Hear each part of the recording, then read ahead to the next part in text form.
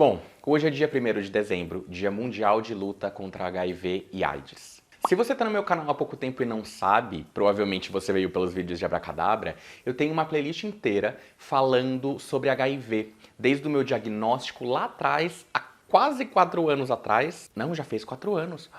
Bicho, o tempo voa. Durante todo o meu período de tratamento e tudo que foi se desenrolando de lá pra cá, eu fui registrando muito. E durante muitos anos eu fiquei falando sobre HIV aqui na internet. E hoje eu queria vir conversar sobre um assunto um pouco delicado. Hoje vocês me vêm falando muito pouco sobre HIV e eu vim falar, de certo modo, o porquê que isso aconteceu. É importante deixar claro que eu continuo falando sobre HIV, às vezes eu dou alguma entrevista, faço alguma palestrinha, são coisas bem esporádicas, mas ainda acontecem e eu adoro falar sobre isso, adoro me comunicar, adoro fazer roda de conversa com outras pessoas para conversar sobre esse tema. Porém, eu acho muito simbólico trazer esse vídeo aqui no dia 1º de dezembro. Hoje é dia 1º, eu estou gravando esse vídeo e eu vou postar ele mais tarde. Mas eu acho importante deixar aqui algumas coisas claras. A primeira coisa que eu queria falar é que pessoas que vivem com HIV e falam sobre isso publicamente, principalmente na internet, a gente vive com um eterno estigma de ser invisibilizado o ano inteiro como influenciadores ou como produtores de conteúdo e somente na nossa data específica, no dia 1º de dezembro, as marcas e até algumas instituições, eu vou conversar com vocês um caso que aconteceu, se aproximam da gente para que a gente faça trabalhos, geralmente sem remuneração. É claro que isso não é uma particularidade nossa. A gente sabe que pessoas pretas passam por isso no mês da consciência negra, pessoas LGBTQIAP+, passam por isso no mês do orgulho, ou quando a gente fala de Setembro Amarelo e por aí vai. A gente sabe que as marcas costumam se associar a gente somente àquele determinado mês que dá visibilidade pra gente e dá dinheiro pra marca. Porque afinal não dá pra passar um mês de uma data dessas sem falar sobre o tema. Mas o que eu queria trazer aqui hoje foi um caso muito específico que aconteceu essa semana e me deixou bastante mexido e chateado. E esse caso aconteceu com a UNAIDS. A UNAIDS é uma instituição que fala sobre HIV e AIDS e talvez seja a mais conhecida do Brasil, eu acho que é. Porém, uma coisa aconteceu essa semana. Ontem eu tava conversando com o Drill e com a Thaís. O Drill também vai fazer um vídeo falando sobre isso, falando sobre essa questão.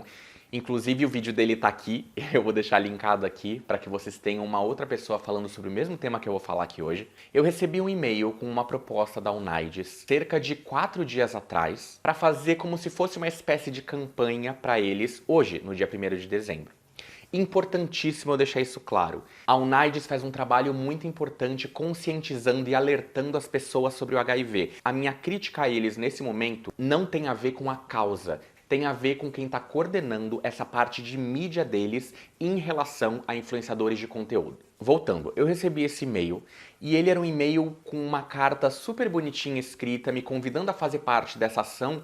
Porém, era uma ação praticamente publicitária, que tinha posts para todas as redes sociais, a combinar de posts em outras redes, inclusive. Tinha um briefing, tinha coisas que podiam falar, coisas que não podiam falar, ou seja, era basicamente uma ação publicitária. Só que, como sempre, não existe cachê para esse tipo de trabalho. E isso é muito importante deixar claro. Quando você fala com um produtor de conteúdo para ele fazer uma ação, isso é um trabalho. O fato de eu organizar minha casa, ligar a câmera, pensar numa roupa, editar esse vídeo, isso tudo é trabalho. Se isso não é remunerado, alguma coisa aí tá fora de compasso. Então o que me chamou a atenção foi, esse convite chegou em cima da hora do dia 1º, com basicamente uma ação publicitária para ser feita, sem nenhum tipo de remuneração. E agora eu quero voltar no tempo lá atrás, quando eu comecei a falar de HIV, para contar algo que aconteceu. Uma vez eu fui dar uma palestra, no qual fui convidado, e na minha roda de conversa tinham várias pessoas e tinha inclusive um representante da UNAIDS. E durante toda a nossa conversa, esse representante da UNAIDS foi absolutamente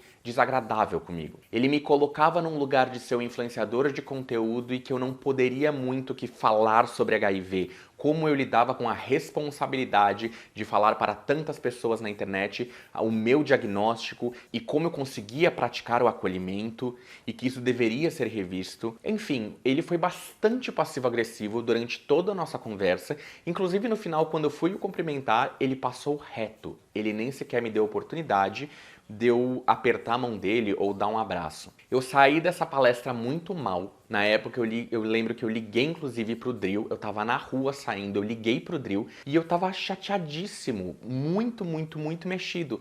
E o Drill falou que isso era comum. O Drill deu muito mais palestras e esteve muito mais nesses contextos do que eu, inclusive. Então o que eu tô querendo dizer nesse vídeo? A Unides, como uma grande instituição, e isso não acontece só com a Unides, tá? Isso acontece muito com campanhas publicitárias referentes a HIV, como também acontece com farmacêuticas que são bilionárias e quando chamam a gente no mês de dezembro, não conseguem remunerar o nosso trabalho. Claro que na contramão disso tem empresas incríveis e projetos incríveis e ONGs incríveis que entendem essa necessidade e sabem que o que um produtor de conteúdo que fala sobre HIV faz é trabalho. Então ele merece ser remunerado e ele merece ser respeitado como tal. A minha grande queixa sobre a Unides nesse caso específico que aconteceu comigo nesse ano é que ela tá fazendo exatamente o que nós que vivemos com HIV lutamos para que não aconteça, que é, eu não sou chamado pela Unides para nenhum tipo de roda de conversa, nenhum tipo de palestra, nenhum tipo de evento presencial ou online. Eu só sou chamado por eles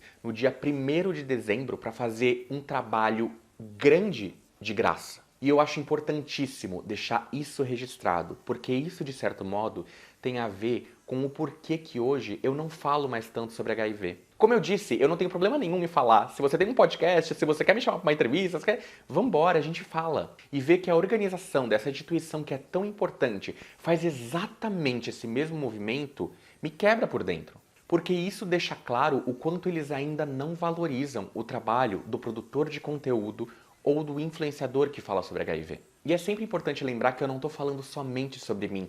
Tem milhões de recortes de homens, de mulheres que vivem com HIV que são muito mais importantes de serem mostrados do que o meu. Mas se isso acontece comigo, é provável que essas outras pessoas nem sejam cogitadas. O Diego não é o HIV. O vírus está em mim, mas eu não sou só isso. Influenciadores e produtores de conteúdo que falam sobre HIV dão muito a sua cara a tapa. Então a gente exige e merece respeito. É óbvio que eu vivo uma causa, é óbvio que eu faço parte e vivo uma militância também. Mas no dia 1º de dezembro, muitas instituições, marcas, empresas lucram com isso. Comem uma fatia grande desse bolo financeiro. E para o influenciador e produtor de conteúdo, na maior parte das vezes, quando não resta só migalhas, às vezes não resta nada. Tá na hora das marcas, da publicidade e das instituições que falam sobre HIV entenderem que pessoas que falam sobre HIV são, em primeiro lugar, pessoas.